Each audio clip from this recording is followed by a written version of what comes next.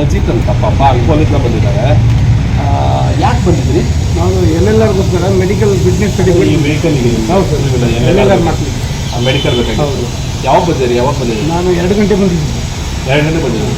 ಆಮೇಲೆ ಏನಂದ್ರೆ ಈಗ ಡಾಕ್ಟ್ರು ಬಂದು ಫಸ್ಟು ಚೀಟಿ ಮಾಡಿಸಿದ್ರು ಇಲ್ಲಿ ಹಾಂ ಕೆಳಗಡೆ 10 ರೂಪಾಯಿ ಕೊಟ್ಟು, ಆಮೇಲೆ 205 ಹೋಗೋದು, ಹಾಂ ಆಮೇಲೆ 221 ಹೋಗೋದು, ಹಾಂ ಆಮೇಲೆ 224 ಹೋಗೋದು, ಹಾಂ ಮತ್ತು 103ಕ್ಕೆ ಬಂದು, ಹಾಂ ಮತ್ತು ECG ಮಾಡಿದ್ದು, ಹಾಂ ಮತ್ತು ಫಿಸಿಯೋಥೆರಪಿ ಅಲ್ಲಿ ಅಷ್ಟೊತ್ತಿಗೆ ಬಂದಾಯಿತು.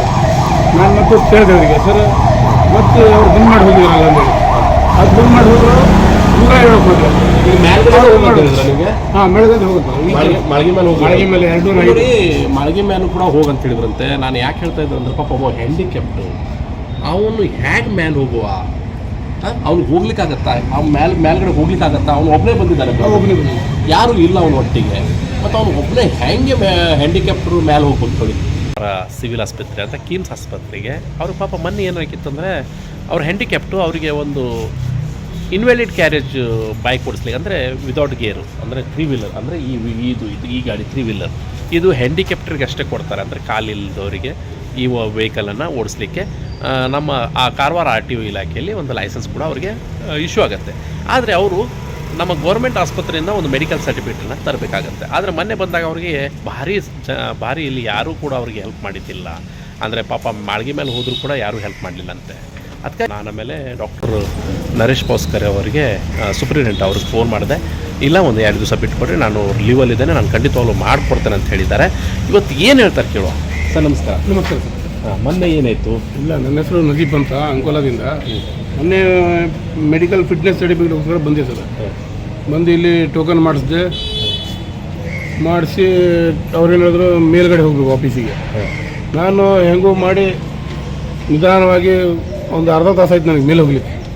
ಮತ್ತು ಮೇಲೆ ಹೋದ್ಮೇಲೆ ಅಲ್ಲಿಂದ 4-5 ಕಡೆ ನಿಮ್ಮದು ಕಾಲು ಏನಿಲ್ಲ ಸರ್. ನೀವು ನಾನು ನಡ್ಕೊಂಡು ಹೋಗ್ಬೋದು, ನನಗೆ ಇಲ್ಲಿಂದ ಅಲ್ಲಿ ಹೋಗ್ಲಿಕ್ಕೆ 15 ನಿಮಿಷ ಆಗ್ತದೆ ಒಳಗೆ ಹೋಗ್ಲಿಕ್ಕೆ, ಮಾಳಿಗೆ ಹತ್ತಲಿಕ್ಕೆ ಅರ್ಧ ತಾಸು. ಆಮೇಲೆ ಅದೇ ರೀತಿ 207, 103, 104, 221 ಎಲ್ಲ ರೂಮ್ ಅಡ್ಡಾಡಿದ್ದೀನಿ, ಯಾವ ರೂಮ್ ಬಿಡಲಿಲ್ಲ. ಯಾರು ಒಬ್ಬರು ನಿಮ್ಗೆ ಹೆಲ್ಪ್ ಮಾಡಿದ್ದಿಲ್ಲ? ಬರಲಿಲ್ಲ ಸರ್. ಒಂದು ವೀಲ್ ಚೇರು ಕೂಡ ಬರಲಿಲ್ಲ. ಅದೇ ರೀತಿ ನಾನು ಬೇಸರದಿಂದ ಹೊರಗೆ ಬಂದು ನಿಂತೆ, ಕೆಲಸ ಆಗಲಿಲ್ಲ. ಅವರು 4 ಗಂಟೆ ಊಟಕ್ಕೆ ಹೋಗ್ಬಿಟ್ರು, ನಾ ಒಳಗೆ ಇದ್ದೇನೆ. 4 ಗಂಟೆಗೆ ಎಲ್ಲ ಆಫೀಸ್ ಬಂದ, ಬೀಗ ಏನಿಲ್ಲ ಕಡೆ. ಅದೇ ರೀತಿ ನಾನು ರಸ್ತೆ ಮೇಲೆ ನಿಂತ್ಕೊಂಡಾಗ ರಾಘವಣ್ಣ ಗಾಡಿ ಕಾಣ್ತು. ಅಣ್ಣ ನಮಸ್ಕಾರ ಅಂದ್ಕೂಡ ಅವ್ರು ಬ್ರೇಕ್ ಆಗಿ ನಿಲ್ಲಿಸಿದ್ರು. ನಿಲ್ಸ್ಕೊಂಡು ಬಂದರು. ಏನಾಯ್ತಪ್ಪ? ಇಲ್ಲ ಅಣ್ಣ, ಹಿಂಗೆ ಬಂದಿದ್ದೇನೆ, ಒಂದು ಕೆಲಸ ಆಗಲಿಲ್ಲ ನಮ್ಮದು. ಅವರು ಇಮಿಡಿಯೇಟ್ಲಿ ಆಗಿ ಭಾಸ್ಕರ್ ಸರಿಗೆ ಫೋನ್ ಮಾಡಿದ್ರು. ಭಾಸ್ಕರ್ ಸರಿಗೆ ಫೋನ್ ಮಾಡಿ, ಸರ್ ನಮ್ಮ ಹುಡುಗ ಬಂದಿದ್ದಾನೆ, ಹ್ಯಾಂಡಿಕ್ಯಾಪ್ ಮೆಡಿಕಲ್ ಫಿಟ್ನೆಸ್ ಸರ್ಟಿಫಿಕೇಟ್ಗೆ, ಅದೊಂದು ಸಹಾಯ ಮಾಡಿರಿ. ಅಡ್ಡಿಲ್ಲ, ನಾನು ಲೀವಲ್ಲಿದ್ದೇನೆ, 1ನೇ ತಾರೀಕಿಗೆ ಬರ್ಲಿಕ್ಕೆ ಹೇಳಿದೆ ಅಂತ ಹೇಳಿದ್ರು. 1ನೇ ತಾರೀಕು ಬರ್ಲಿಕ್ಕೆ ಹೇಳಿದ ತಕ್ಷಣ ನಾನು ಇವತ್ತು 1ನೇ ತಾರೀಕು ಅಂಕೋಲಾದಿಂದ 10 ಗಂಟೆಗೆ ಬಿಟ್ಟಿದ್ದೇನೆ, 11ವರೆಗೆ ಇಲ್ಲಿ ರೀಚ್ ಆಗಿದ್ದೇನೆ. ಬಂದು ಒಳಗಡೆ ಹೋದೆ ಭಾಸ್ಕರ್ ಸರ್ ಹತ್ರ. ನೀವೇ ಮಾಳಿಗೆ ಮೇಲೆ ಹೋದ್ರಾ? ಇವತ್ತು ಹೋಗಲಿಲ್ಲ. ಭಾಸ್ಕರ್ ಸರ್ ಕೆಳಗೆ ಇದ್ರು 102ಅಲ್ಲಿ. ಭಾಸ್ಕರ್ ಸರ್ ಹತ್ರ ಹೋದೆ. ಸರ್ ನಮಸ್ಕಾರ. ಹೌದು, ನೀವೇ ಅಲ್ಲ ಅದು ಕ್ಯಾಂಡಿಡೇಟ್ ರಾಘವ್ ಅವ್ರು ಹೇಳಿದ್ದು? ಹೌದು ಸರ್, ರಾಘವಣ್ಣ ಹೇಳಿದ್ದು ನನಗೆ. ನೀವು ಮೇಲೆ ಹೋಗೋ ಅವಶ್ಯಕತೆ ಇಲ್ಲ, ಯಾರಿಗಾದರೂ ಕಳಿಸ್ಕೊಡಿ, ಪೇಪರ್ ಕೊಟ್ಟು ನಿಮ್ಮದೆಲ್ಲ ಕೆಲಸ ಆಗ್ತದೆ ಅಂತ ಹೇಳಿ. ಈ ಭಾಸ್ಕರ್ ಸರಿಂದ ಇವತ್ತು ನನಗೆ ಭಾಳ ಉಪಕಾರ ಆಗಿದೆ. ಯಾಕಂದರೆ ಆದರೆ ಅವ್ರು ಇದೇ ರೀತಿ ಅಂಗವಿಕಲರಿಗೆ, ನಮ್ಮಂಥ ಬಡವರಿಗೆ, ಅಸಹಾಯಕರಿಗೆ ಸಹಾಯ ಮಾಡಿದ್ರೆ ದೇವರು ಅವರಿಗೆ, ಅವ್ರ ಕುಟುಂಬದವರಿಗೆ ಚಿರಾಯು ಮಾಡಿಡಲಿ, ಸಂತೋಷವಾಗಿಡಲಿ ಅಂತ ನನ್ನಲ್ಲ, ನಮ್ಮ ಎಲ್ಲ ಅಂಗವಿಕಲರ ಪರವಾಗಿ ನಾವು ಅವ್ರ ಹತ್ರ ಹಾರೈಸ್ತಾ ಇದ್ದೇನೆ. Thank you sir. ನೋಡಿ, ಇದಷ್ಟು ಅಂಗವಿಕಲರ ಪಾಪ ನಿಮ್ಮ ಹೆಸರು ಸರ್?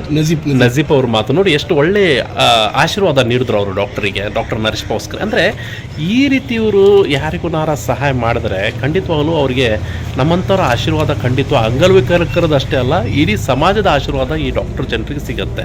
ಇವತ್ತು ನೋಡಿ, ಒಂದು ಸಣ್ಣ ಹೆಲ್ಪ್ ಮಾಡಿದ್ದಕ್ಕೆ ಪಾಪ ಅಂಗವಿಕಲದ ಒಂದು ಮೆಡಿಕಲ್ ಸರ್ಟಿಫಿಕೇಟ್ ಕೊಟ್ಟಿದ್ದಕ್ಕೆ ಇವರು 2 ಕೈಯಿಂದ ಪಾಪ ಅವ್ರ ಕೈಯಿಂದ ಆಗೋದಿಲ್ಲಾದರೂ ಕೂಡ ಅವರಿಗೆ ಒಂದು ನಮಸ್ಕಾರ ಮಾಡಿ ಅವ್ರಿಗೆ ಆಶೀರ್ವಾದ ನೀಡಿದ್ರು ಇವತ್ತು ನ್ಯೂ ಇಯರಿಗೆ.